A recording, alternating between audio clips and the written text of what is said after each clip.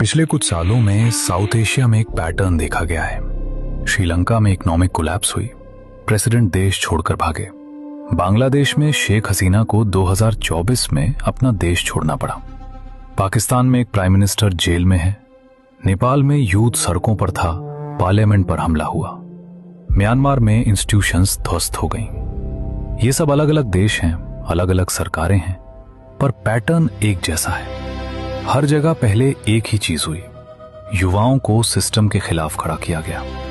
आज भारत में भी एक ऐसा इकोसिस्टम तैयार हो रहा है जो दिखने में स्पॉन्टेनियस लगता है। जैसे जैसे कुछ क्रिएटर्स के फॉलोअर्स बढ़ते हैं, वैसे वैसे पूरा एंटी एस्टैब्लिशमेंट इकोसिस्टम उनके आसपास खड़ा होने लगता है। Political influencers, meme pages, selective journalists, outreach creators सब मिलकर एक ही नैरेटिव को एम्पलीफाई करते हैं। देश में कुछ नहीं बचा, सिस्टम खत्म, फ्यूचर खत्म।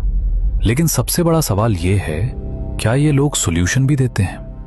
अनएम्प्लॉयमेंट पर इमोशनल वीडियोस मिलेंगे, पर इकोनॉमिक रिफॉर्म्स पर सीरियस डिस्कशन नहीं। एजुकेशन सिस्टम पर आउटरीच मिलेगा, पर पॉलिसी रोड मैप नहीं। हर इशू का अंत सिर्फ एक कंक्लूजन पर जाकर रुकता है, सरकार हटाओ। यही वो साइकोलॉजिकल मॉडल है जो कई देशों में इस्तेमाल हुआ है। इसका मतलब ये नहीं कि हर प्रोटेस्ट गलत होता है, हर आंदोलन फॉरेन कॉन्स्पिरेसी नहीं होता। डेमोक्रेसी में सवाल पूछना जरूरी है, पर हिस्ट्री ये भी बताती है कि जेन्युइन पब्लिक एंगर को कई बार आइडियोलॉजिकल ग्रुप्स, पॉलिटिकल ऑपर्चुनिस्ट्स और एक्सटर्नल नैरेटिव्स हाईजैक कर लेते हैं। किसी भी स्टेबल नेशन को बाहर से हराना मुश्किल होता है। इसीलिए मॉडर्न वॉरफेयर अब बॉर्डर्स पर नहीं, नैरेटिव्स पर लड़ी जाती है।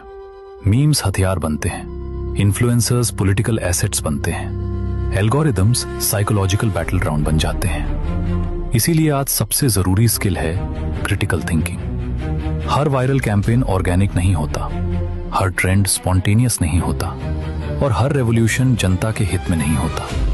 कई बार एजेंडा सिर्फ इतना होता है, ट्रस्ट तोड़ो, सोसाइटी डिवाइड करो और नेशन को भीतर से अनस्टेबल बना दो। इतिहास ये बार बार बताता है और हम बार बार भूल जाते हैं। सबसे डेंजरस चीज ये है कि जब युवाओं को यह विश्वास दिला दिया जाए कि डिस्ट्रैक्शन ही रेवोल्यूशन है, कि केओस ही चेंज है, कि इंस्टीट्यूशंस तोड़ना ही फ्रीडम है, और जब तक हम ये समझें तब तक खेल खेला जा चुका होता है। अगर आपको भी लगता है कि ये पैटर्न भारत में भी दिख रहा है, तो कमेंट करके अपने विचार जरूर बताएं। फॉलो करें, क्योंकि इतिहास के ऐसे पैटर्न्स पर और भी कंटेंट आने वाला है।